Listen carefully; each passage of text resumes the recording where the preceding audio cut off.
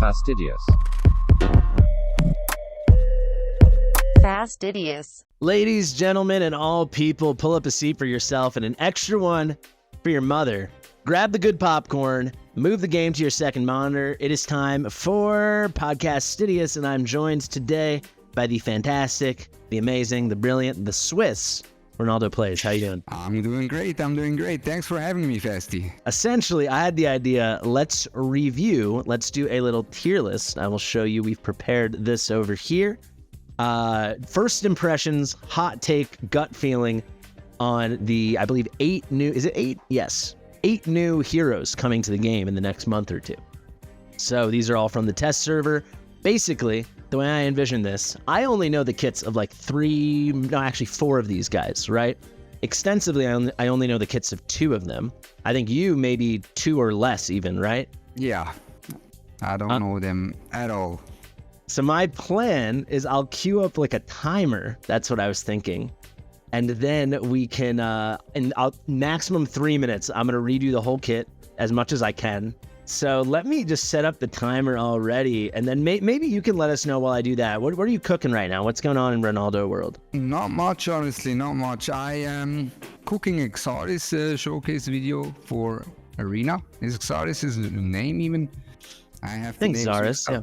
Yeah, Xaris. Other than that, didn't have that much time for Watcher, which is why this is so exciting to see all these new heroes coming in, because we discussed it a bit. We heard these are kind of crazy. The kids are kind of crazy, but haven't seen them yet. Essentially, what I'm going to do, let's pull the game open. This is our little test server. I will just go down the list. I think the first one, let's go through. Let's just start with the fighters and work our way down. We've got 3 fighters. We've got Numera, we've got Xena, and we've got Kirigi. I know a good amount about Numera. I know nothing about Xena except that she looks incredibly cool, and I know the smallest bit about Kirigi. Who do you want to start with, Ronaldo? I think Kirigi. He looks very interesting to me. Me as a guy with the Watcher Lords, I want to see what this man's got. Yeah, it's pretty unique, right? I think he's the first Watcher Nightmare dual faction member in the game, right? It's an interesting combination for sure, yeah. All right, we're on the clock. Kirigi, his talent. First off, he's a fighter, normal type damage. He's Watcher, Nightmare, dual faction. He can launch Sweeping Strike at the farthest enemy within the ultimate's range. What is the ultimate's range? Humongous. It's like Vortex Pharisee Dasami range. Crazy stuff. Hollow range. Within the ultimate's range every 40 seconds. Each time, it doesn't look like it's contingent upon the ultimate. It's just in that range. Each time the basic attack deals damage, it reduces the cooldown of Sweeping Strike by 1 second, so it's at a max of 40 every time he's dealing any basic attack damage, so his basic attack interval will matter. The AoE damage of Sweeping Strike and Ember Strike inflict bleed. We've got a bleed hero. 5-second duration bleed is crazy. The additional damage ignores 50% of the defense and dispels 1 buff. So we've got our second Dispel hero. Let's quickly go through this. Sweeping Strike dashes towards the target direction and performs a sword drawing slash and 180% AoE damage 1 time up to 6 enemies, then deals 480% 1 time to the target with the highest current HP, immune to all damage during the cast. So he's got like a big iframe window essentially. Then he's got Ember Strike, which I guess we'll learn about later. Dashes towards the target direction, performs a sword drawing slash, 200% AoE damage 1 time against 6 enemies, now 400% twice to the target with the highest HP, and again he is immune. I have half my time left. Let's go. 100% damage, normal damage, just a normal 1 tile on the basic, up to 120%.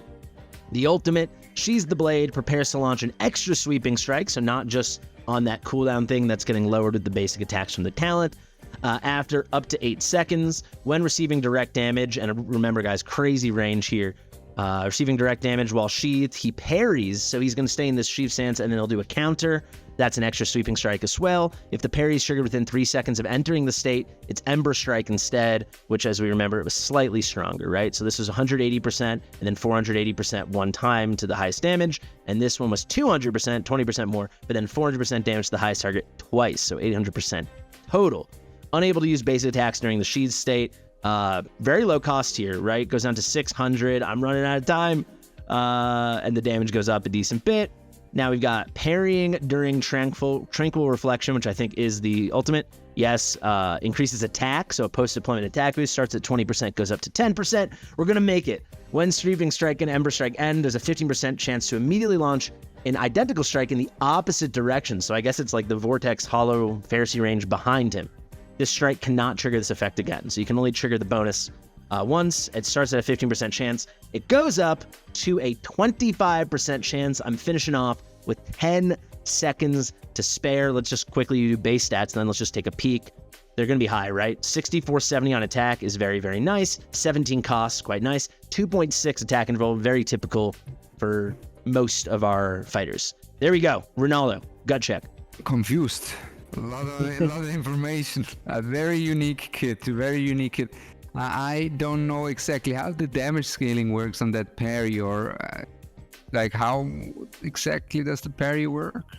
I think when he's in this state, which lasts 8 seconds, right? His ultimate, which is 8 seconds, he's invincible. No, he's not invincible. I think he's in the sheathed state waiting, and then if he gets hit, he will launch into a sweeping strike. And then if he gets hit again, he can sweep again? Within 3 seconds he gets hit again, he goes again. So I think like something like Arena, he'll be popping off because it will happen for sure. But something like a boss, he won't get hit twice in 3 seconds usually. And the damage is based on his damage, not on the damage he receives. Yeah, I don't think it's any kind of like reflection damage, even though it says Tranquil Reflection. You basically have the big AoE and then the 480% single hitter, or the Ember Strike, which can be leveled up, right? So the single target damage can go as high as 480, and it's going to be a double hitter, so that's 960 total, and the AoE can go up to 240. Pretty low cost, too. Let's see what it looks like. So now he's in the sheath state. You can see in that picture. He's waiting to get hit. Now he gets hit, and he goes skadoosh, and it's everybody in that range. And then there's that condition here, right? Whenever he does it, there's a 25% chance at max skills that he can just do it again behind him. So the huge thing in front of him and then go backwards. I just want to take a moment, guys. So we did that. Oh, let me stop and reset the clock. I came in just at like 3 minutes, right? Going as fast as I could. You are like an expert on these kits and you still didn't understand everything. And people ask how it takes 10 minutes to go through a kit in a video or something, or 15 minutes. If you want to actually explain it to everybody and go into detail and give examples, it's not easy. There's a lot to read and a lot to understand, right? It is. Yeah. If you really want to understand the hero, you can't just read it and say, there you go, right? Yeah, you can be people can always just be like, all right, this guy does damage. Cool. But if you want to understand all the mechanics of a kit and, get in the nitty gritty, it takes some time. He seems extremely strong, I think. Should we take a very quick peek at Awakenings? He's going to be our next limited hero. I don't know if you knew that. Did you know that? Yeah. I know that. He'll come probably within 2 weeks, maximum 3 weeks. Again, this is all contingent upon when the update happens. So if the update happens next week, it will be, as soon as 1 week, but more realistically 2, and then maximum 3 weeks. Basic attacks are going to restore rage and HP. That's pretty cool. Plus 300 attack. That puts him over 6,700. Base attack within 10 seconds after Sweeping Strike is activated. This can happen from the ultimate being hit or just the countdown on the talent. Each direct damage dealt inflicts additional damage equal to 35% of direct damage. Sure. Okay. So a little bonus. Within 10 seconds after Ember Strike, it's activated. Each direct damage dealt inflicts additional damage 2 times, equal to 25% of the direct damage. Interesting. So it's like a pretty potent splash.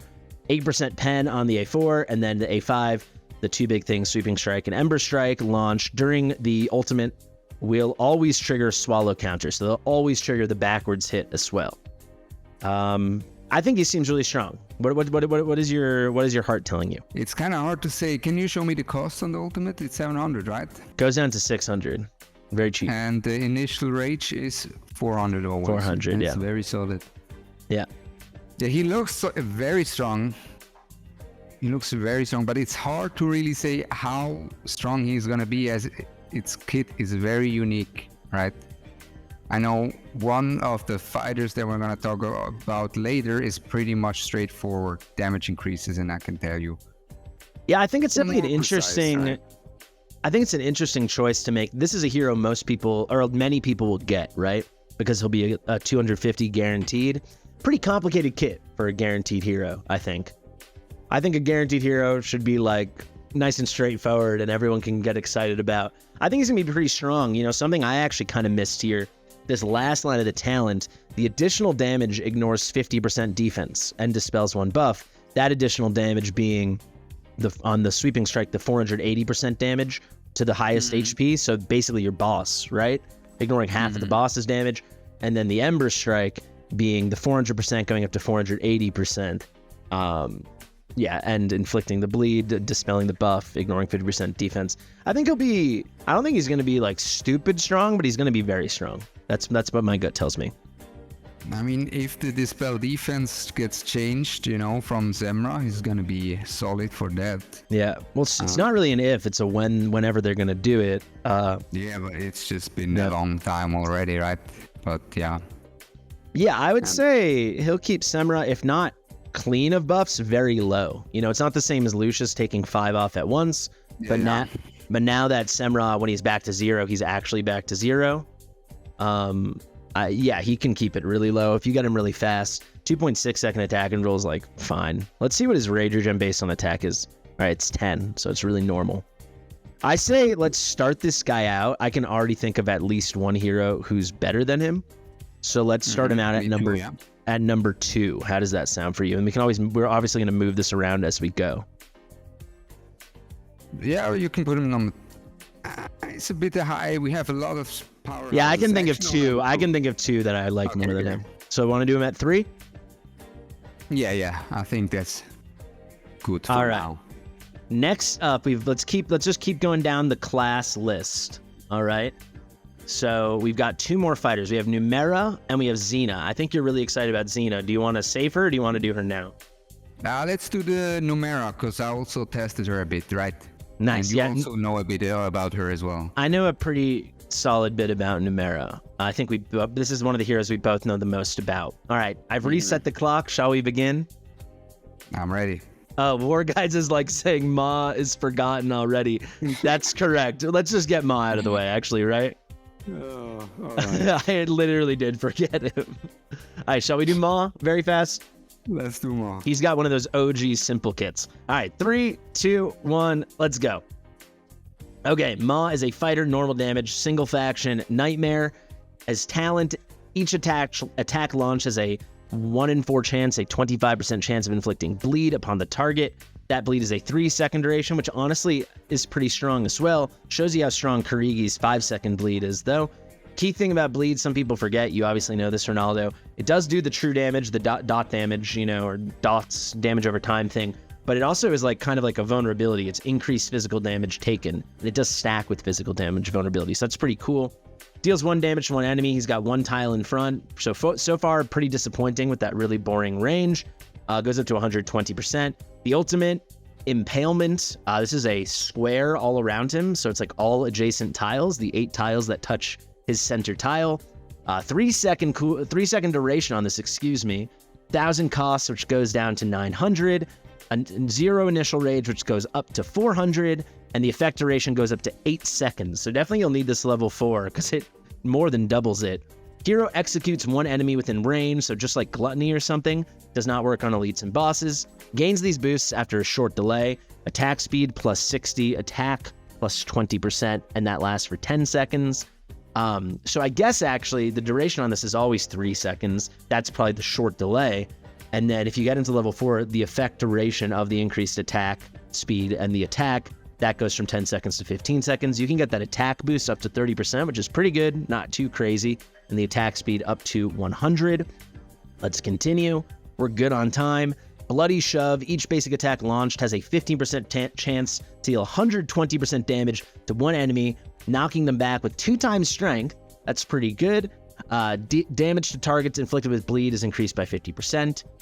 It's kind of frustrating, though. It's only a 15% chance to trigger that knockback, so you might be thinking Gear Raid 5.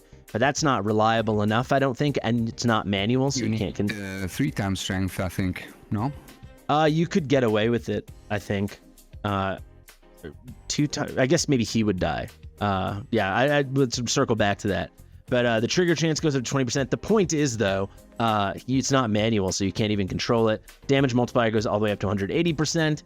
Run out of time here. Crimson Devour. Killing targets increases the hero's damage by 5% permanently and max HP by 5% permanently, stacking up to 3 times. That damage boost goes up to 8% per stack, and that stack total goes up to... Oh, and the max HP goes to 8%. And it can stack up to 5 times with max skill ups. He has a bond skill, and that is... it's with a Demon Soldier. He increases the deployment limit of Demon Captain Ma by 1. So I think right now you can deploy Demon Captain Ma, or with the next update at least. I think right now you can deploy him 3 times, right? So now it'll be a 4th time. People can correct me if I'm wrong on that. But there we go, exactly 3 minutes. Let's check the stats very, very quickly. I'm assuming a lot of HP. Yeah, 29k HP is quite good. Attack is pretty high. For a fighter, it's good, not amazing. Standard attack interval, everything else looks very, very normal. Seems insanely mid, right? That's well put, yeah. I mean, I tested him. He's not crazy at all. You can maybe cheese some stuff like with Gluttony, right? But for a legendary, the bond skill is nice for GVG, right? But other than that, not too high on him. Not too high on him.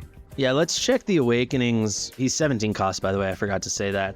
I think it's basically going to come down to, like, it seems like Demon Captain Ma, the Demon Soldier version, kind of cycles in and out of meta. If we're on one of those cycles, it basically seems like he's the kind of hero you just want 1 copy of, so you get that extra deployment. He seems like he'd be really good very early game, and that's it, just because he has good base stats. The 1 tile range, I guess he's got the big square around him, but a single execute, fairly modest buffs. I don't know. Awaken 1, basic attack on targets inflicted with bleed, recovers 5% of max HP, so allows him to tank a lot. Crit rate plus 8%. A3, when impalement, this is his ultimate, is triggered, immediately restores rage by 100%. 90-second cooldown, so basically you can trigger 2 ultimates in a row, but you can't do that again until a minute and a half. You can stack those bonuses twice, though, so it'd be a 60%. I guess no, it wouldn't be additive, it'd be multiplicative, right? You get the 200 attack speed, and then you would get 30% increased attack, and then off of what your attack stood at then, it'd be another 30%. A4, 8% penetration, so ignoring 8% defense for him. And then Bloody Shove, his passive, guarantees crit hits on targets inflicted with bleed. I think this is going to be our worst guy, probably, right? Probably, yeah. I mean, he's been on Forerunner since a long time, right? He's kind of outdated from the now new power creeps. Yeah. Isn't he? I think he'll get a reputation that he's terrible. I think he's not going to be terrible, especially on like a new account, but he's clearly not like some game changer. Apparently, you can stack a ton of BP on him, like the way you can with like a Uridin. So it seems he's kind of geared towards like a GVG thing for like affiliation, and then giving you the extra mod deployment, the Demon Soldier version, the Demon Captain. I don't know. I'm not nuts about it. What do you think? I think the bond skill is the best part about him. It's a good bond skill, though. It's a good bond skill. I mean, if he has that much BP, then that's pretty nice for people that take GVG or Sirius or, are trying to get that last push and tide. I think he's probably going to be somewhere 7 or 8, right? Yeah, probably. Let's put him 7 for now. Let's not just instantly make him last. That's not very nice. He'll go down there eventually. Any final thoughts? I don't see him much used outside of GVG and really for cheesing instead of Gluttony, right? Yeah. Let me just quickly, with 1,000 cost, right? Like you could see, I want to quickly check what Gluttony's cost is. Isn't it cheaper?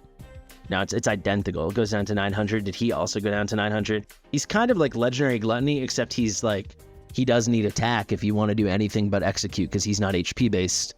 I don't think I missed anything there. I don't know. Legendary Gluttony, but worse besides GVG. That does feel right. Any final thoughts, or shall we move on to Numera? Let's go to Numera. All right, you ready? I'm ready. 3, 2, 1.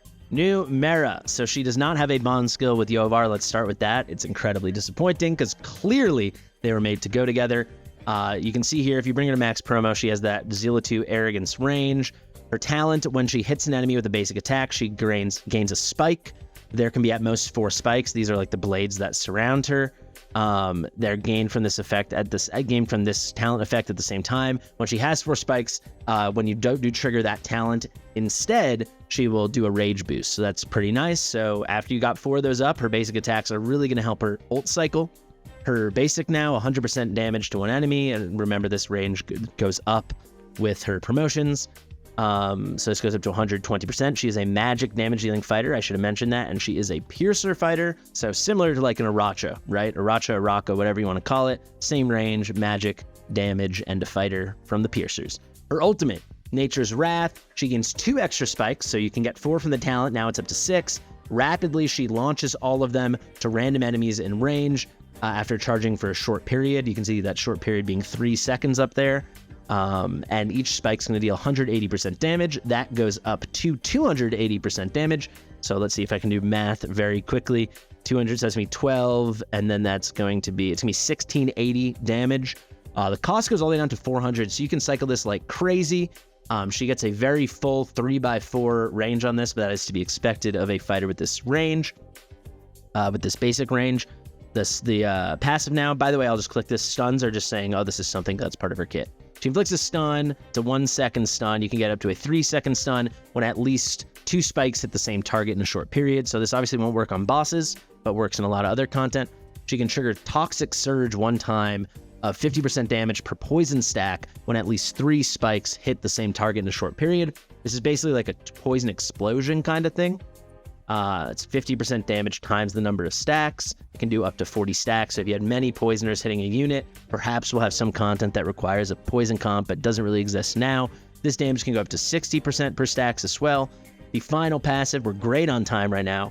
Each spike inflicts Grimthorn Roots. What do those do? It deals continuous true damage equal to 18%, and this goes up to 30% of the caster's attack per second, stacking up to 6 times.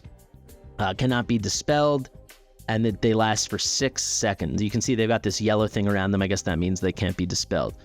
We've got enough time now. That was only 2.5 minutes. A simpler kit here. Her attack seems low compared to like Ma or certainly Kirigi that we just saw, the previous fighters, but at 4,800, it's pretty good for a magic damage dealing fighter. 2.6 seconds, totally typical of everybody with this range except for Arrogance.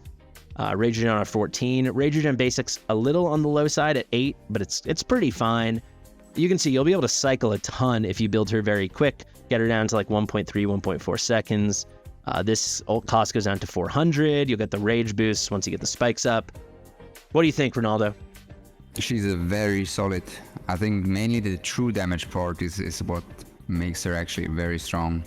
It's a lot of true damage, right? From the roots, you mean? Mm-hmm. This? Yeah, it's a lot of true damage. The issue is it's just a percentage of her attack per second, right? So it's like not like a bleed where it's based off of like the enemy's max HP. How high do you think you're gonna get her attack, right? So like let's just say you got her attack to 15k or something that feels realistic. You could obviously get a bit higher, but let's just say enough over 15k that 18% was equal to 3,000, right? That'd be like 20% of whatever it is, like 15.8 or something, right? So it's 3% per second. So it's what, 18,000, it's 3,000 damage, excuse me, per second, per stack up for 6 seconds. Are you really gonna have 6 stacks of this? I don't know. When you ult, you have a bunch of stacks of this, yeah. Yeah. All right, so let's do the max case. Let's say you got 6 stacks of this up. Each stack lasts for the 6 seconds. Each one's doing 3k per tick. That's 18 times 6. So you're talking, what is that? 98? No, wait, right?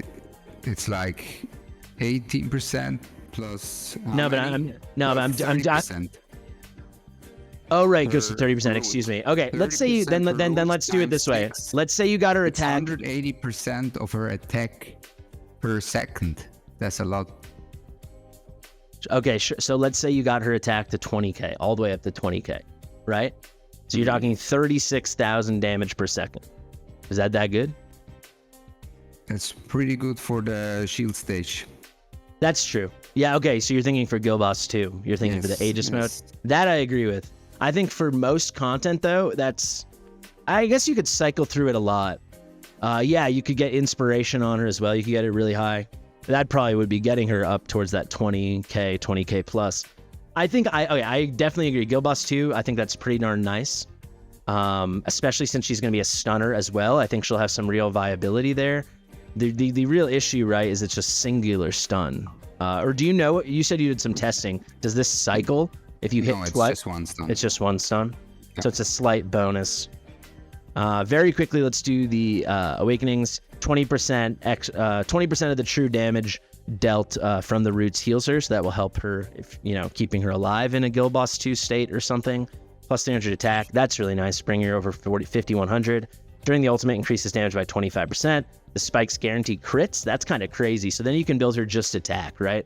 Attack and crit damage, ignore crit, so take advantage of the true damage, and then this, if you get the A3, the A4 ignoring 8% of the magic res, that's her version of the penetration. And then the A5 ignores 30% magic res when attacking enemies inflicted with roots. The roots stay up for 6 seconds. I can't imagine you'd be able to cycle an ult in the time when the roots are still up though, right? No, I don't think so. Yeah. No. I think she's very solid, but I don't know if I think she's more than that. The toxic surge thing is what jumps off the page the most to me. Aside from what you said about the roots, that is really true for helping if you're running a Piercer comp specifically in Guild Boss 2 in Semra.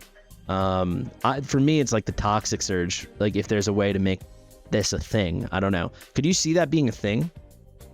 The toxic surge, I haven't played around that mostly. She definitely would need some other heroes, like newer heroes coming in and also apply some poisons, right, to them for that to really be. If you could like get a situation, I guess, because each hero can put up 10 stacks of poison, right? So you'd need her with 4 other. She doesn't do any poison. So if you wanted this at max power, you'd need 4 other poisoners, and they all got to max stacks. Then at max skill up, she pops it for 2400% damage, right? I mean, that's really good, but hard to say. What do you feel? What are you thinking? I mean, her damage is very solid. I'm just tested her quickly. Like I didn't test her much, right? She's the only one and the Xaris that I tested and then really know the kit of. But I think she is up there.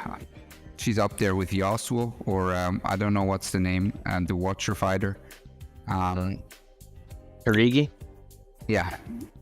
I don't know how good he is because he has a unique kit, but you can put her 4. I think you can put her 4 for sure. All right.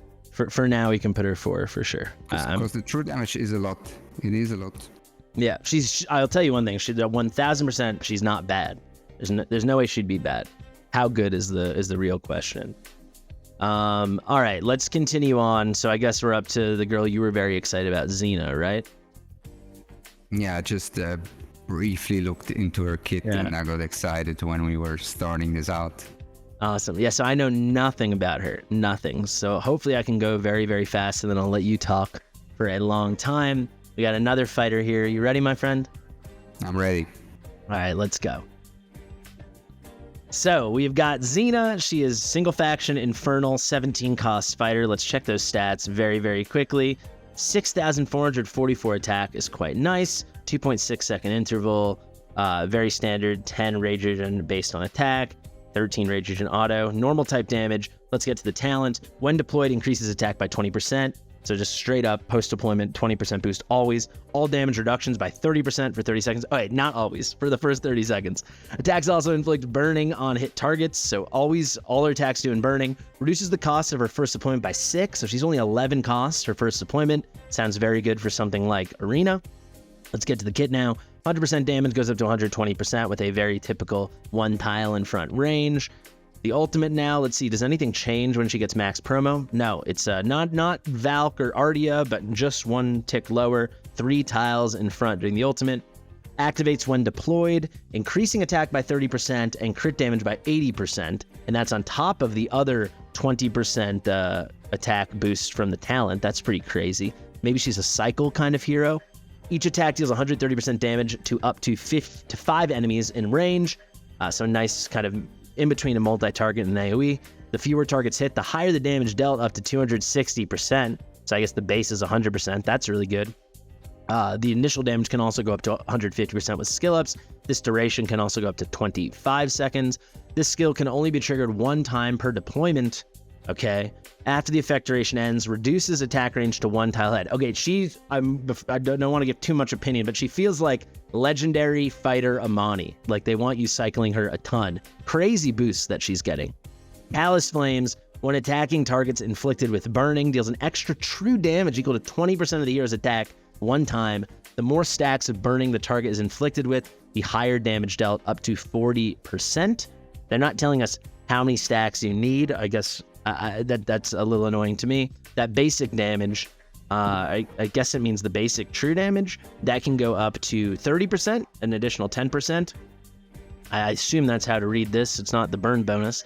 Finally, Infernal Passion permanently increases the hero's damage by 10% with each deployment. Okay, so this confirms it. They want you to keep cycling her in and out, up to 40%. So if you can take her off, put her down, pick her up, rinse and repeat 4 times, you get a 40% boost. This can go up to 60% because you can get an extra 5% per deployment. Again, stacking 5 times per initial deployment and then redeployments. Crazy. Okay, so I think I'm reading her right. What do you think, Ronaldo? She is just pop in, pop out, kinda. She's not gonna be for guild boss. Although the numbers would be nice, but she cannot activate her ultimate, right? She has it on deployment immediately. Well, she can be really good for guild boss if she, like, a lot of times you have like Laurel. I mean guild boss 2. Oh, Guild Boss 2. Yeah, sorry. Okay. I get normal Guild Boss your whole sure. Yeah. Your whole head is just Guild Boss 2. yeah, of course. Yeah. No, but I really value that a lot because this is something I valued a lot for Valderon, which came in very handy for Valderon in the horror content. And that is, you can just A1 Valderon, right? Just like Xena. Comes in with the ultimate ready activated and just one-shots everyone. So instead of having a tank, a healer, and a DPS on one lane, you just pop in that one hero, right? One-shot the wave and then pop them out and get ready for the next wave. So yeah, she's very unique, right? She's pretty crazy for like if you're thinking like Gear Aid 5, like that middle lane where you like to put Titus. She's probably even better than Hex. You can just keep cycling her perfectly. Even with those damage reductions too, I don't know how high was her base HP and defense. Maybe possibly she could hit so hard. Certainly as you progress up, you might not even need a tank there at some points, right? Just drop her in, pick her up, rinse and repeat. Mm-hmm. I think that's really strong. Very unique hero. Should we do the Awakenings really fast? Mm-hmm. All right. Have you taken a peek at these yet? No, I haven't even read her full whole kit before. So, all right, let's get into it. So during her ultimate at the A1, the hero's attack deals an extra 90% to 180% damage based on the number of targets hit. So I'm assuming if one target is 180% and then whatever the high number of targets, 5 targets, I guess, would be 90%.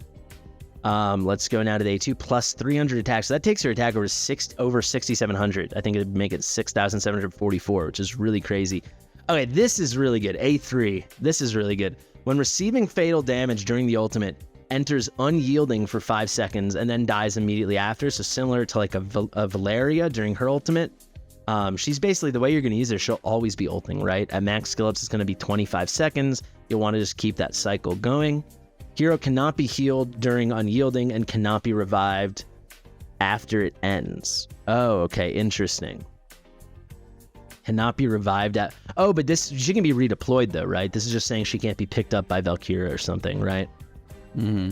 Yeah, this is really, really good. A4, I was kind of hoping this would be a reduction in redeployment time. Penetration 8%, so ignoring 8% defense. And then the A5, during the ultimate, each attack inflicts magic res reduction on the target's hit. She does put out burning, and that's magic damage, but all her other damage is normal damage. 15% magic reduction. I think getting that A3 is the sweet spot. The A1 is really, really strong too. What do you think, Ronaldo? Yeah, someone just wrote in the comments as well something interesting. Her earning application might even work for Soul Cadence in Guild Boss 2D. You know, you can try it to put your Soul Cadence on steroids this way. I think she's very unique. I really like the approach they did with her, and also with the Kirigi. I really like heroes that get cycled in and out. I think it plays really well into like the nature of a tower defense game. Pretty exciting.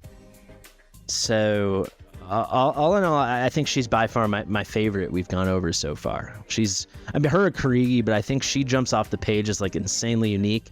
And the fact that if you cycle her well, she's starting with 6,444 attack, and then the talent she gets 20% plus another 30%, stacking up from the ultimate. Crazy, right? 3 tile range, right? Arrogance also has 3 tiles in front, right? Up front. Yeah. He has 2 on to the right, 2 to the left, and then 3. She's gonna be one of the best heroes to have for people that are stuck on the Soleil boss in Epilogue, right? Yeah. You just pop her in there and she bursts her down. Yeah, for sure. That's a great call. Yeah, she's anywhere you need like big bursts. And then, what I like also in the kit is it's like if there's was it saying it? Up to 5 enemies in range, and then if there's less enemies, then they start making her a single target unit. They start giving her single target multipliers. So I think she's really, really good. She had that 2-second interval. She's magic damage for guard set with that attack. Oh, she's supposed to be magic damage? That's actually crazy. If she's magic damage with this attack, then she's goated. I mean, this is by far the highest magic damage dealing fighter, unless there's someone I'm forgetting. I mean, I think by a mile. I think I don't know how much Uridin has. I think Helga was just under 5. Oh, Uridin's a good call. Let's check. So she's at 6,444. Uridin is 6,189. Okay, well there you go. Yeah, for me that takes her over the top. All right, should we drop her on that tier list? What do you think? Yeah, drop her in there. For now, she's number 1, right? Oh, damn, that's high. That's a high roll right there. She's 2, not 1 or 2, or we got to move these guys down. I mean, we got to see about the other guys. I already know someone I'm going to put ahead of her, but we'll get and put her 1. Yeah, I mean, Kirigi, Numera, I think all of these 3 have very high potential. For me, this is again, guys, we're doing first impressions gut check.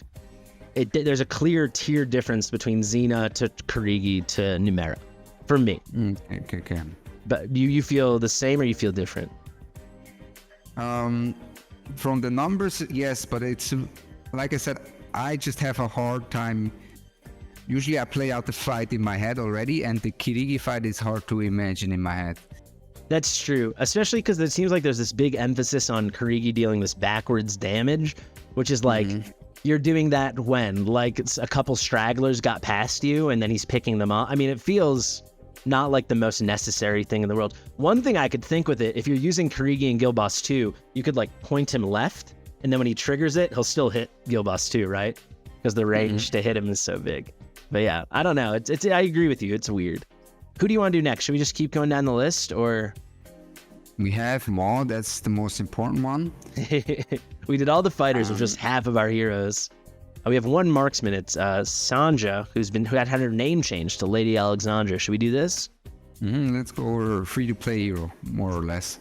Technically free-to-play. It might take you guys 2 or 3 years, but for now, she's free-to-play in the Apex shop that's coming. All right, I'm going to try to go really quick on this. I don't know if they've changed anything since I initially covered her.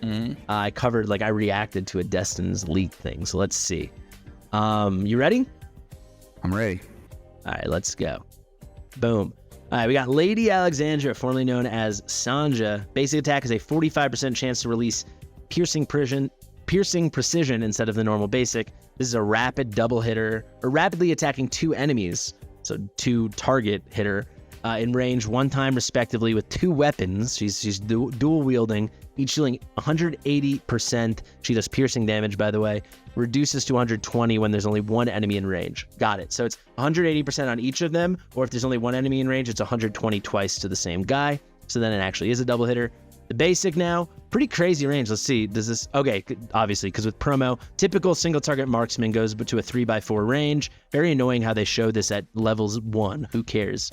100% damage, prioritizing airborne units, very typical, goes up to 120. The ultimate inflicts Mark of Enmity on one enemy with the highest current HP and range. The cost on this, by the way, is 800, but goes all the way down to 600. Piercing Precision is guaranteed to trigger during the ultimate. These will count as basic attacks, so good for Infernal Roar.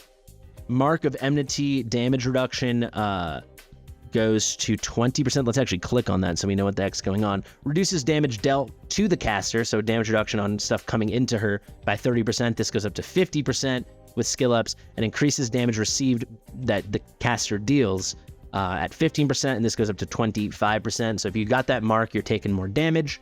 Pretty cool stuff. Now we've got Chasing Shadow. If there are enemies inflicted with Mark of Enmity, the hero's basic attack and piercing precision can land extra hits regardless of the attack range. So she's like got this global attack range thing built in. Each weapon used deals 120% damage one time to all enemies inflicted with Mark of Enmity. The extra hits can be triggered even when there is no enemy in basic attack range. So I guess we'll have to talk about this, Ronaldo. This damage also goes up to 160%. That's a little confusing to me, exactly when it does get triggered. Now I've got a passive, an auto passive here. 35% cycle goes down to a 30% cycle. Periodically inflicts Mark of Enmity on the farthest enemy, so anywhere on the battlefield not in range. During this period, the hero's attack ignores 30% of defense lasting for 6 seconds. When Piercing Precision is triggered, reduces the cooldown by 1.2 seconds with no cap on that. So every time you're lucky enough to get that 45% chance to hit the Piercing Precision, and I guess it's always guaranteed to trigger during the ultimate for those 15 seconds, you're just going to be triggering this a lot. So you'll get a lot of Marks of Enmity out.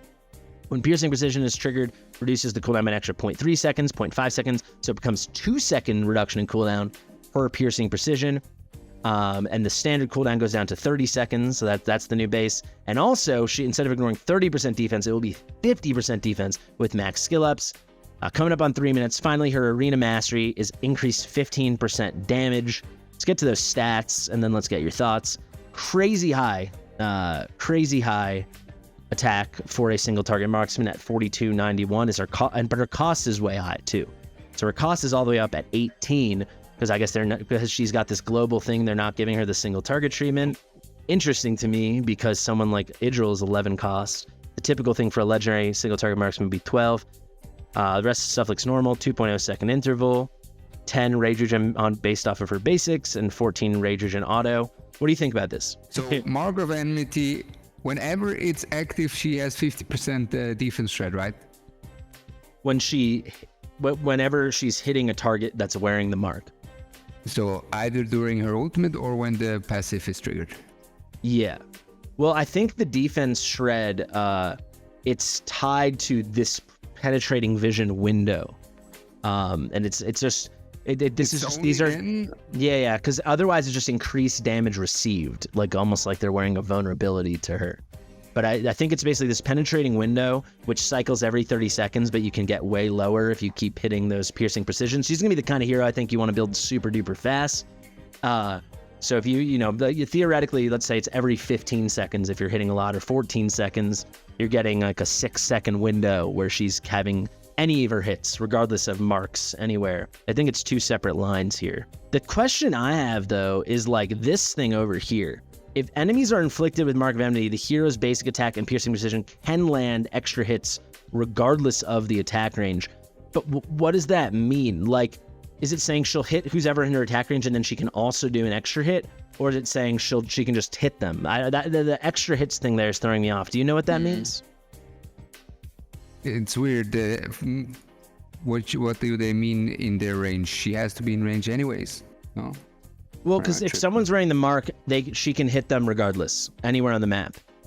But I don't get what they mean here with the extra hits the extra hits regardless attack range means she can hit them even if they're outside of her range, like Idril's ult. That's what this means. I know that's how she works. I've seen it. However, what I don't get is the extra hits from the basic attack or the piercing precision can land outside of range. It's like, so if it's saying she could target them outside of range, I get it, but I don't get this focus on extra hits. To my knowledge, the extra hits are only coming from piercing precision. Did I miss something here?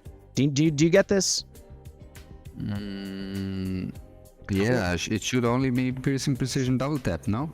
That's what I think. The only thing I can think, maybe this is it. We can settle on the same thing. I don't know. If you agree, is like, maybe it's saying, hey, if there's no one in range, she'll still put out extra hits to people outside of range if they're wearing the mark. That's the only thing I can think of. I think that would make sense. It's really worded.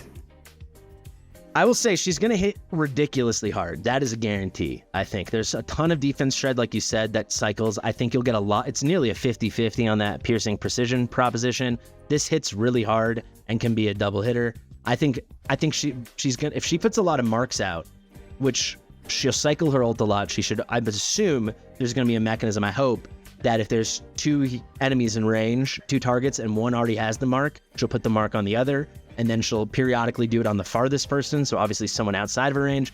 You have several enemies with the marks. I think she'll hit really hard. What do you think? What's her awakenings? We can get them from the shop too, right? Yeah, but her awaken one cost even more than getting her. Ooh. I think it's something like 250. I don't know the hard numbers, but imagine it was 200. Let's say it was 25,000 coins to get her. It's like 30,000 coins to get the A1. I'm gonna be retiring when I have her A5. Yeah. We'll both have grandkids. Her A1 though, chasing shadows deals. So this is when she's striking people outside of the range. This is the thing we spent a lot of time talking about. Deals 20% extra damage to targets inflicted with radiant erosion and removes one stack of radiant erosion. So it's a radiant erosion strip, but with a damage bonus. Kind of feels like an L. Kind of feels like the Jira A1 that people don't like, right? Yeah, it doesn't really sound that promising. Like, why would you want that? It's only 20%. It's not saying like she gets to deal 20% extra damage for 10 seconds. It's just like, just doing it, right? I think that's how it reads to me.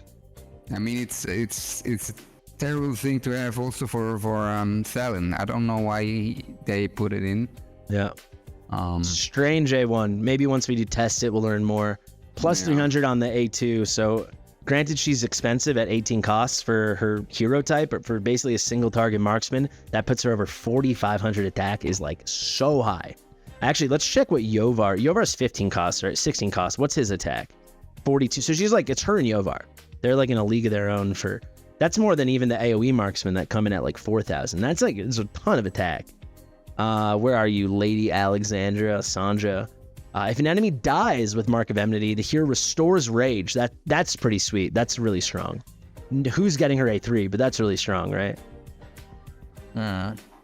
Only every 20 seconds, though. Rage regen attack, that's really good. So all her base attacks build an extra, instead of 10 rage per hit, now 12 rage per hit. That's really good.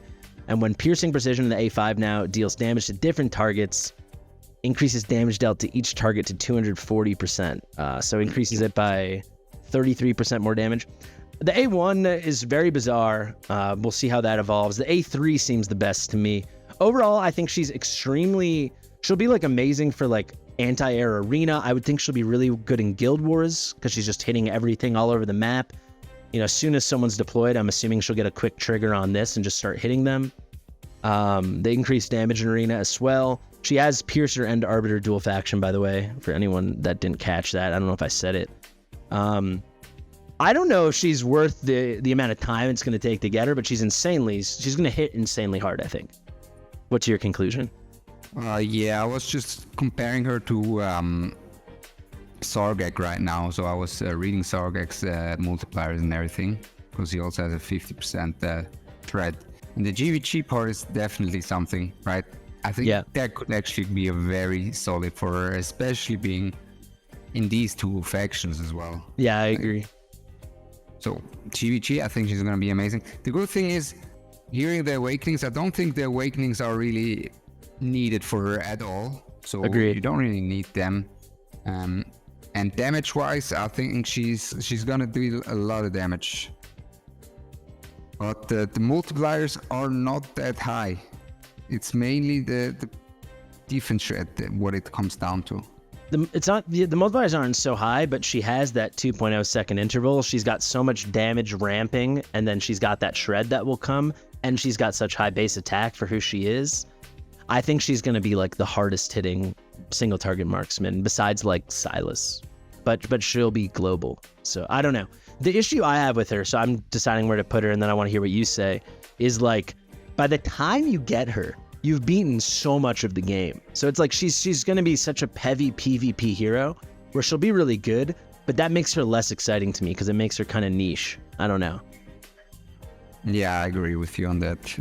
I think I would put her between these two guys. What do you think? Yeah, you can put her there for now. I also think I'm gonna knock everyone down. Mm-hmm. I actually think we have two. A whole list when we have it finished, right? Totally. I do think we have two more heroes that are going to be better than everyone we've covered. That's just my opinion. Shall we continue? Mm-hmm. All right, let me pull the game back up. Should we keep going down our list? We got two mages to do now. You want to do that? Let's do the mages, yeah. All right, we can do Xaris or Bubba first. Bubba first. Bubba, yeah. So I was calling him Beelzebub because I know some people didn't like him being Beelzebub because it's like anti-Christian or however you feel is completely your prerogative to feel. So I was just trying to accommodate that. And I also think Beelzebub sounds hilarious. We're going to call him Bubba. That's what I'm going to call him. I spent 7 hours thinking about this guy, working on a video for this guy yesterday. Some people complained it was too long. I put in like 8 different chapters. Just skip along. Go check it out. That's one of my most proud videos. I can take you through this guy with my eyes closed. You ready? I'm ready. I know this guy inside and out. Let's go. Love this guy. His talent, damage dealt by the hero and the putrid flies. He's got a thing where he summons flies. They get 100% of his attributes. They can hit up to 5 enemies. They will all inflict slow, and it's just permanent. Whenever he does any damage, and whenever these flies do any damage, it's at least a 50% 2-second slow. It's not our strongest slow, but very good. His basic is the same as the flies. 100% AoE damage to 5 enemies, up to 5 enemy targets. Cool thing, though, is he gets this periodic rage regen. So it's basically like a boosted rage regen based on the basic attacks periodically. They don't tell us what the period is, but it's very similar to Mari, if you can remember Ronaldo or anyone can remember. She has level 2 and level 3 plus 3 periodic rage regen attack. He gets 2, 3, 4, 5, 4 additional levels all the way up to level 5, each one bringing plus 5. So it's plus 20 periodic rage regen based on attack. He cycles his ult like insane, especially when we get into Awakenings. It's pretty crazy. Now he's got an ultimate here, which sounds more... Oh, I gotta also show you. If we bring it to max level, he has a 5x3 range, so it fills out to be one of the bigger ranges in the entire game and a strictly unique range.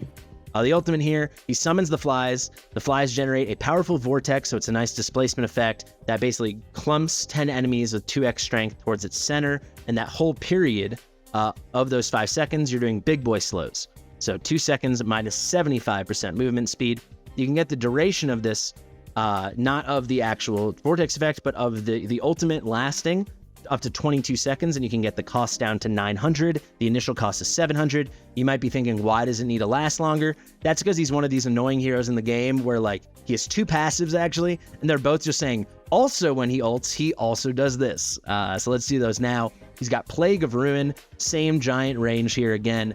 During the ultimate, the hero and the flies release Plague of Ruin 1 time every 5 seconds. This goes down to, every 3 seconds. And remember, it lasts 22 seconds, so you get 7 instances for him, 7 instances for the flies, dealing 150% AoE magic damage on up to 8 targets. This then goes up to 10 targets, and it inflicts vulnerability to magic damage, increased magic damage taken plus 10%. So nice little touch of damage, but just constant hits with the big slows and then the nice magic vulnerability. Finally, the best part of his kit, during the ultimate, he applies 35% inspiration. This goes all the way up to 50% to all allied heroes in range, and he's got that enormous range. He then reduces the attack interval of allied summons, including the putrid flies themselves, by 25%. The attack interval reduction can go up to 30%, and the inspiration effect can go up to 50%. It's very strong. I really adore his kit. Let's do stats very quickly because I have some extra time. He's got shockingly low attack, It's the lowest base attack of any inspiration hero in the game. That's including heroes like Numera, who has like 1,000 more base attack than him. He's got 2.0 second interval. He's getting that kind of support mage treatment. And yeah, that Rage Regen is at 14. The Rage Regen on basic is 10. He can cycle super duper fast. I really love this hero. What do you think, Ronaldo? I think he reads as by far the best hero from so far from the list. I agree. I agree. I think for me, he's already going to be one of the best heroes in the game. Do you know his awakenings? No. His awakenings are amazing. His first 3 awakenings. So his A1, during that entire ultimate, it's basically 100% uptime on the vulnerability because he's hitting 10 targets and the flies are hitting 10 targets. So it's just like nonstop. They keep hitting, they keep putting out, it's every 3 seconds. They're both doing instances of damage. There's no content essentially where it's not 100% uptime, full AoE magic vulnerability. This brings it, 10% is like fine, but 20% is like very significant. It brings it to the level of basically every AoE vulnerability hero in the game. Someone like Twin Fiend or Soul Kittens, while they have AoE burst, when they at A1 place their 25% magic damage vulnerability, that vulnerability is single target. So it's as good as it gets, and it's constant for 22 seconds. The A2, very key. It brings his attack basically right next to Dolores, so it's at 2,607. The A3, every basic attack that deals any damage, every basic attack restores 2% rage. So the way a lot of people will build this guy, you'll get him to a 1.0 second attack interval. So he's already getting the periodic rage regen boosts. He's got really nice, really standard rage regen based on basic attacks of 10, which is going occasionally up to 30. And now just every single basic attack hit outside the ultimate, you're getting 2% rage, a crazy cycle. The A4 -2 cost, so he's only a 10 cost hero. This brings him down to 8. So getting towards that Dolores cost of 5, or like Aelin is at like 6. And then the A5, this is cool because as it stands now, it's going to be really hard for him to be dealing damage. But if the target receives 2 instances of Plague of Ruin within 3 seconds, which is all but guaranteed, because he'll do 1 instance and then his flies will do 1 instance, and they're both on these 3-second cycles, they will take an additional instance of true damage equal to 100% of his attack. You're going to run this guy in a tier of Twilight. You'll get his attack between like 13.5 and 15,000. It's not crazy, but it is a lot of triggers, and it's like a bonus. For me, it's like you want the increased vulnerability, you definitely need the attack for the inspiration, and then the cycling is insane. Unlike Dolores, he scales with attack speed. He gets this A3. He can ult cycle like crazy. I'll be doing a lot of content on him. You can tell Ronaldo, I'm really excited about him. Do you feel the same? I can tell. Yeah, I mean, he just looks very strong. Very strong. Yeah. Not just the inspiration, also the crowd control, the magic vulnerability. His damage might even be decent as well. I don't know about that, about having how much? 100% 5-man? Yeah, it's at 8.5. So even for Gear Dungeon, he's gonna be enabling. For Gear 8.4, he's like incredible because he's doing everything at once, basically. Exactly, he sounds very solid. Number 1. I would say, yeah, I agree. I'd say people in the comments of my video weren't totally getting why I was so excited. So with the tier of Twilight, at A0, he's as good as Dolores. He was boosting the Silas to like 105%. So Dolores was boosting Silas like 105% per hit with the build I had. He was boosting Silas like 100, it's not 105%, 105,000 damage. He was boosting Silas like 102,000. That was him with the tier of Twilight, which scales way better, obviously, than something like a Golden Scarab for Dolores or a Astral Obelisk for Constance, so on. The other thing I think people are sleeping on is he is the best vulnerability here in the game by mile.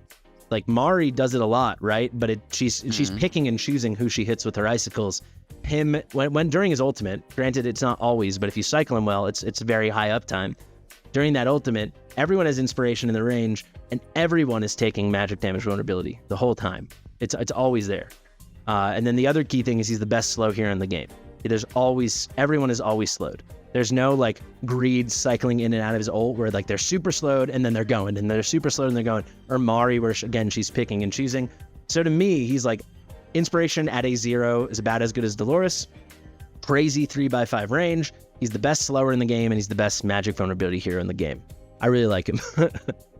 Yeah, I mean, we've seen how well, right, Constance aged, right, throughout time with her inspiration. So I think he will do just the same. Here's another good example, though, right? So, like in Styx, everyone uses Constance because you can't get everyone in Dolores range. Now you can use him, and he's going to get more inspiration than Constance. He'll put up some vulnerabilities if you're bringing a magic damage dealer. You can just see how he's going to weasel his way into a ton of content. For sure, for sure. I'm a big fan. I'm a big I think he's my favorite hero in the game right now. I'm a big fan. He's number 1, right? Yeah. All right, shall we do Xaris, and then we've got our other contender, I think, for the very best new hero? All right, we've got Xaris now. Are you ready, my friend? I'm ready. You know him better than me, so I'll try to go really fast so you can do most of the talking. 3, 2, 1, let's go. Xaris, he summons 3 Souls of the Damned when first deployed. These get 100% of his attributes. Each one of their attacks deals 80% AoE magic damage up to 5 enemies, and they can only exist for 30 seconds. His basic attack now, when there are no Souls of the Damned on the field, he restores 6 rage per second. That's on top of any other natural rage restoration. When there are Souls of the Damned on the field, his basic attacks will launch Coercion instead. So what is Coercion? Let's see. Attacks one soul. He attacks his soul every 4 seconds, but he basically whips them into shape, increases their damage for 5 seconds, but also reduces their existence time by 5 seconds. That's pretty weird. Also, when there's none of them there, he can get his rage restoration per hit up to 10. That's pretty darn good. Now we got summons 4 Souls of the Damned. This is on his ultimate Enslaved. It's 800 cost, but goes down to 600. 500 initial cost, kind of crazy. It takes 2.2 seconds to do this, apparently. Reduces the summon number by 1 with each ultimate. So I guess he starts at 4, and then just every time he ults, it's less and less and less. Obviously, he stops at a minimum of 1 that can be summoned. It doesn't go down to summoning nothing. Tormented Spirit, when summoned, Souls of the Damned enhance their next 2 attacks, each dealing 160% damage and inflicting slow. This goes up to 220% damage. And you can go up to 3 enhanced attacks. It is a very small slow, minus 25%. And this is only immediately after they get summoned. Finally, after any Souls of the Damned disappear, the existence of the remaining Souls of the Damned will be extended by 1 second, and this can go up to 2 seconds. Very, very interesting kit. It's very hard for me to be theory crafting this, kind of picturing in my head. Do you want to tell me about it, Ronaldo? Yeah, it's basically just like what's the infernal girl's name again? Xena? Fighter? Xena, yeah. He comes in swinging at the beginning and he gets weaker over time, right? Yeah. So you could cycle him. I did some testing on him. So basically, gear rate 121, he just one-shots off the bat, like the first waves by himself easily. So these souls deal a shit ton of damage, actually. Am I allowed to say that? Or just a lot of damage? Why not? And in Arena, you can just drop him in and he just shreds wave after wave for the beginning, and you could just one-tap the early waves, and that's something I want to test for. Like in Arena, he hits like a truck. Yeah. You should, like these souls, you don't really see the numbers yet, right? But he hits like a truck when he comes in at the beginning. Interesting. Yeah, so the cycling thing's very interesting. Another thing I'm thinking of is like when I originally did my clear on Gear Aid 1, I like saved Cerberus the whole battle and dropped him right when the big guys came at the end. Mm-hmm. Maybe you could just kind of sit on him. He's low cost. It doesn't really matter. You do him once at the beginning, pick him up, and then you wait till you really need him at the end, and you could maybe take advantage that way. You know, kind of for like sure. Tactical. Way stronger version of the Cerberus, yeah. Interesting. Can you, so if you, when he's first deployed, he summons 3 Souls of the Damned, and then he basically insta-ults, because it's 500 initial cost, 600 cost. Can you summon 4 more, so it's him and 7 of them? Yeah. Wow, okay. So the cycle strat feels pretty legit for a lot of the ways you might use him. Yeah, I think he is very unique again, and yeah, super unique. His attack is pretty low. It feels lower than it is. A lot of these DPS mages have pretty low attack, and because he has all these summons, that's probably why they're not making it too high. Extremely unique. I can't think of another hero with a 4.0 second attack interval. Everything else looks totally standard. You could see people eventually figuring out some really clever stuff with this guy, right? He's very unique. For sure. There's definitely stuff to play with there. Should we quickly do the awakenings? I don't know any of them. Yeah. Wow. Okay. At A1, summons 2 extra Souls of the Dam when first deployed. So it's 3, now it's 5, and then he basically insta-ults 4 more because it's the first deployment. It's him and 9 summons. So have you tested? Then he's like really just insta-deleting, right? I did the A0 testing only, and he deleted.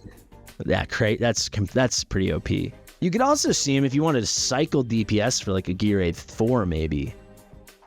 You know, for an initial deployment, maybe he could do the bottom lane by himself. With all those guys out there, their first 3 enhanced attacks, right? They're all doing slows. If they're hitting that hard, he might just wipe it all away. Help you set up better. That's just a thought. Man, now that you say it, I actually have some ideas. What? Maybe he can even one-shot the Volca clones in Gear 8-5. Yeah, that too. Because, it's like AoE is so high that it's actually good single target. Yeah, if it's going to be him plus 7 or 9 of his friends, it's pretty... really interesting. 300 extra attack, that feels really relevant because it's not just him getting it, but it's like a bunch of his summons are all getting that because they get his attributes. Then when there are no Souls of the Dam on the field, each time the hero restores rage, there's a 5% chance to instantly gain full rage. Feels really cool. I do feel, though, as we talk about a lot of content, you'll be cycling him. A4 penetration, so he must do magic damage, right? Yes, he does, so ignoring 8% magic resistance. Then finally, increases the effect duration of coercion on the Souls of the Dam by 5 seconds. So this is when he whips them, reduces their existence time, but increases their damage for 5 seconds. Now it's going to increase their damage for 10 seconds. I like him much more than I thought. This is really, really interesting. I really like him. Where do you think he fits into this? It's hard to say, right? The others are kind of mostly a single target. I'd say 4 or 5, somewhere there. Yeah. I think I want to go like this. Makes sense to me, yeah. Yeah, we've got to say now, because Talula certainly will be somewhere up here. I can't. What's going on? Well, I guess for now she's 8 there. But no question. I think there's an enormous drop off in quality. I feel like all of these heroes, there's something to be really excited about, except for Ma, right? Yeah, I think they did a very good job in not just releasing another basic DPS, but a very unique kits. They did a few kind of just basic heroes, and now there's a lot of unique kits with unique use cases, so I liked it a lot. Yeah, I think the last thing you said, unique use cases, like you could see wanting these heroes for different things in a bunch of different ways, right? All right, finally, we've got Talula, who I've heard is Eloin 2.0, according to Destin, but I don't know much about the kit. Shall we dive in and knock this last one out? This has been a long one. You ready? I'm ready. All right, Talula. Start the clock. I've heard she's confusing. So she's a piercer. She's a healer. Magic damage doesn't matter. Let's see. Her base attack, 46-49. It's certainly not high, but it's not that low. 3.0 seconds is typical of anyone with this Vortex Pharisee range. Everything else looks pretty good. Rage Regenerator at 15. It's fairly typical for these healers. Everything else, there we go. Talent. When deployed, summons 3 butterflies around the hero, each granting 1 stack of butterfly waltz. When a butterfly lands on an ally, it grants Forest Spirit to them. It converts 50% of extra attack to heal effect. So easily you could just ignore heal effect on her and just push her attack speed to the moon. You're going to want your healers super fast anyway, for rage cycling and just large quantities of heal. So that's a good thing. So butterfly waltz every 2 seconds, so it's some kind of continuous heal, restoring HP based on the carrier's max HP and the caster's attack. Will be interesting to see how strong those heals are. Healing is proportional to the number of stacks. Each stack also increases damage reduction by 10%. Okay. So when deployed, she summons 3 butterflies, and each one gives her 1 stack. So is she always at 3 stacks? I'm not 100% sure on that. Her basic attack looks confusing. Sends 1 butterfly to 1 ally in range. If the hero isn't carrying Butterfly Waltz, continuously enhances an ally carrying Forest Spirit instead. Increases the base healing of Forest Spirit by 50%. Can then go all the way up to a 70% boosted healing with skill ups. What is Forest Spirit? Every 2 seconds, restores HP based on the same stuff as before for at least 8 seconds. After 8 seconds, if the carrier has 100% HP, so whatever ally got the butterfly and got the spirit, the butterfly will fly to another wounded ally within 1 tile or return to the caster. So any directly adjacent ally or just goes back home. Now we have got the ultimate here. Channels a ritual and instantly sends 1 butterfly to each of up to 3 allies in range. And she's got 3 butterflies, so there you go. During the ritual, all healing effect, rage regen, dispel, and damage reduction from Forest Spirit also apply to allies adjacent to the carriers of Forest Spirit. Okay, so any adjacent tiles. So that would be really good for like something like Guild Boss 2, as you love Ronaldo, where everyone's all bunched up. And the butterflies won't leave their carriers before the ritual ends. And the ritual is up to 8 seconds. So there, I guess you go. Oh no, they mean this ultimate, excuse me. So this can be 15 seconds. Interesting. And the cost goes all the way down to 800, which is really good with 500 initial costs. They said something about the Dispel and the Forest Spirit. Where does it talk about that? What is this? Dispel. Is that going to be in the passive? I don't know. Forest Spirit and Butterfly Waltz. There you go. Have a 1 in 2 chance, a 50% chance to dispel 1 debuff from each carrier every 2 seconds. So that's a really, really strong dispel. And it goes up to 100% chance with skill up. So she's going to be like the best cleanser in the game, probably, if you can get these butterflies going. Her and Dasami, I guess. Forest Spirit also grants physical damage reduction and magic damage reduction and a rage restoration. Okay, that rage restoration goes up to 1% per second. Forest Spirit, remember, lasts up to 8 seconds, so we're talking like an 8% restore. The reductions are 15%, but go all the way up to 30% reduction to physical and magic. So she's got damage mitigation. She's got a lot of good cleansing. The question I want to ask you, and it's hard to imagine for me as I think about Ronaldo, is like how often are butterflies landing on different allies? And you got 3 butterflies. How much Forest Spirit are we getting out there? That's really what it is for me, because feels like it's gonna be fairly random, fairly inconsistent versions of this. I don't know. Well, it says whenever a hero is full life, the butterfly changes targets, right? So once he dispelled someone's poison, he jumps to the next one, dispels him, heals him up. Well, but it's going to stay there until it's full health, and then it goes to like an adjacent tile. But like imagine it lands on like a Lust in Guild Boss 2. She's got like up to 7 adjacent units, probably, allies. So it just feels slightly random who it's going to go to and who's going to get cleansed and who's going to get rage boosted and damage reduction. Do you agree with that or no? I know what you mean, but depending on the pace of the cleansing, right, and the healing output, she will be able to... if she's able to cleanse everyone before the second poison comes in, she'll be amazing. I think as a cleanser, she'll be amazing. I do. But for like rage regen, this is not even close to the level of Elowen. Of course, Elowen's different breed. Yeah. Because like, okay, so she's got her butterflies, right? And then she's got 3, and it sounds like they can't leave. So she's always got 3. And then it sounds like she always has 3 stacks of Butterfly Waltz.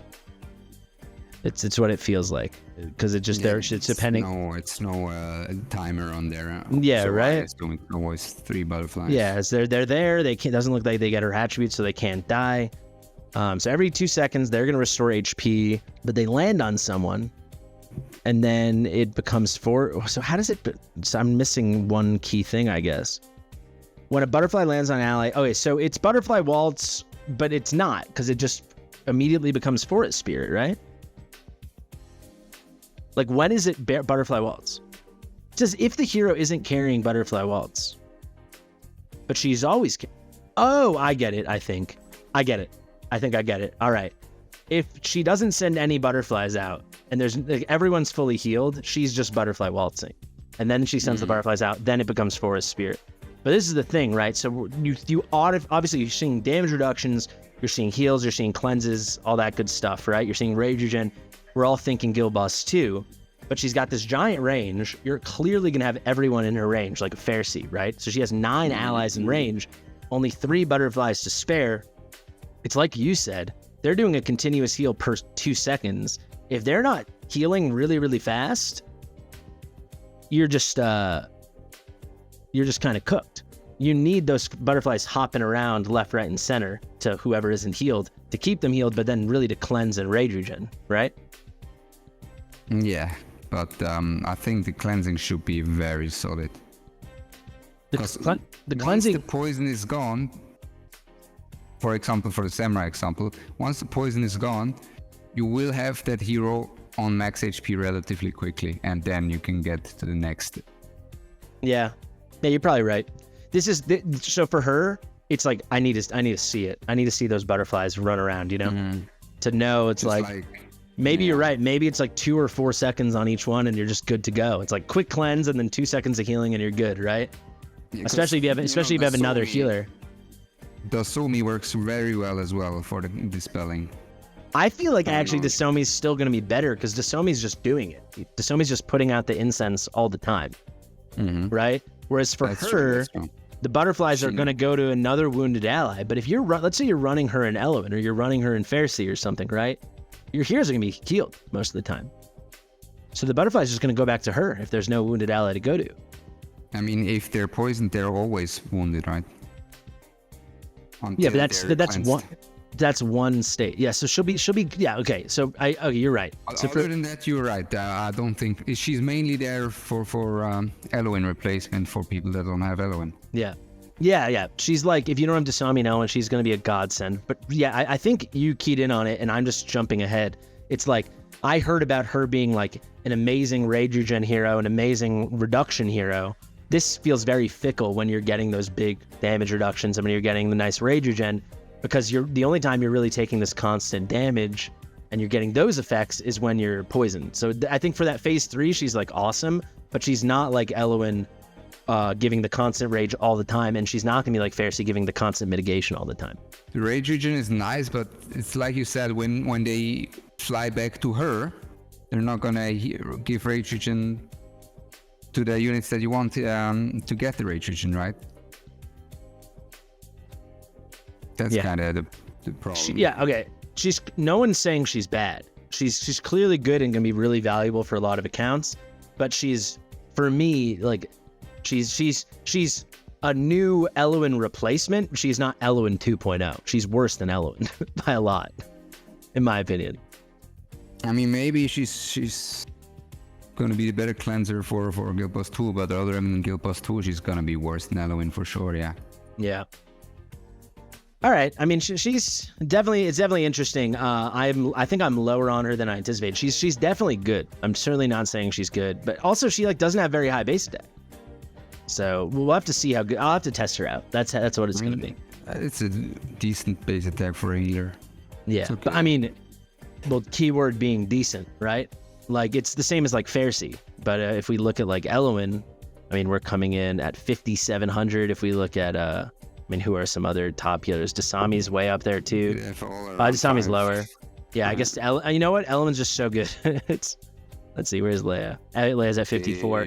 It's like completely standard. It's almost the same as Fasti. He's at like 47.99. She's at like 4. So she's kind of the lowest. Can we find any? Her and Dasami are in those 46s. Ezrin's pretty high, right? Isn't he? Yeah, 54 again. So it's okay. She'll help a lot of accounts. I feel like that's how I want to leave it. I mean, if she would be better than Eloin, they would have made a flawed design.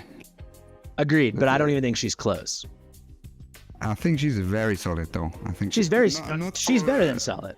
The global rage regen is the key for Eloin. Yeah. But I think for sure top two of. Well, be honest though. Would you rather have her or Dasami? I'd rather have Dasami. Well, I have to see it in action. I'd have to see it in action.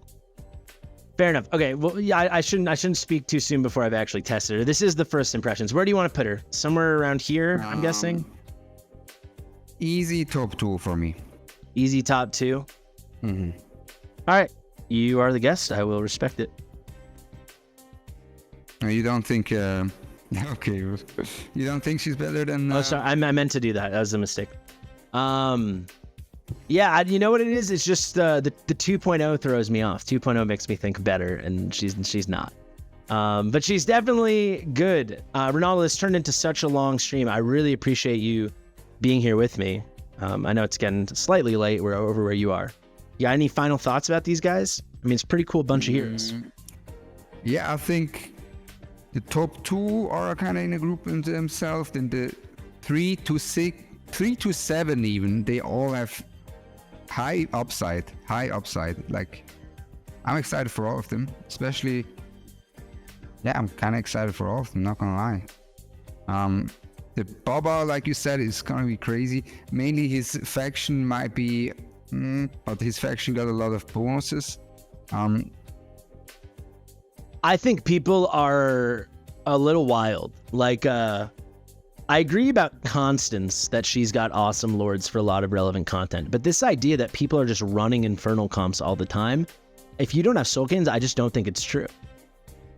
That's true.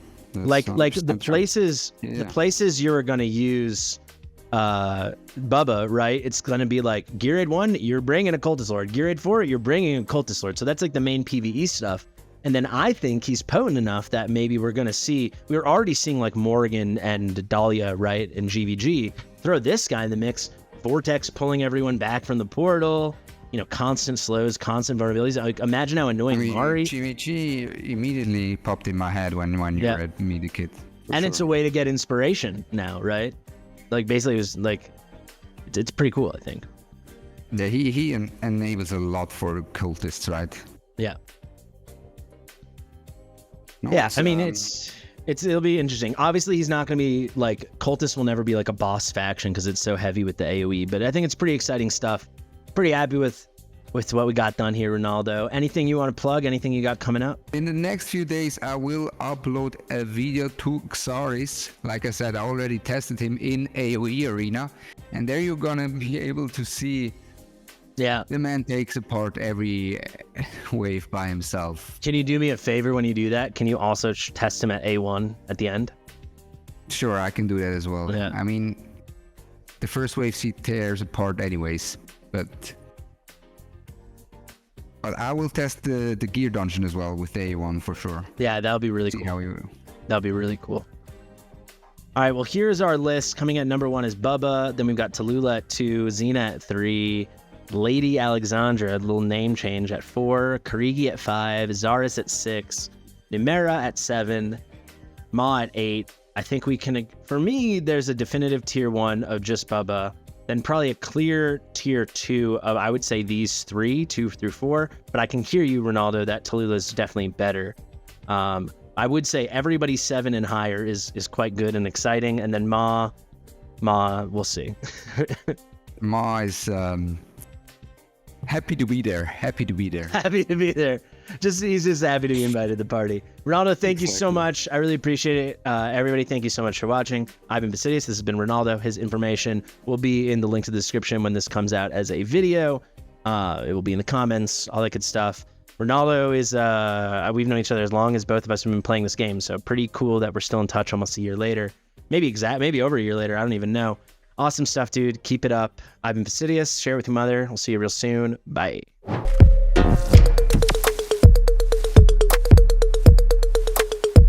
Fastidious.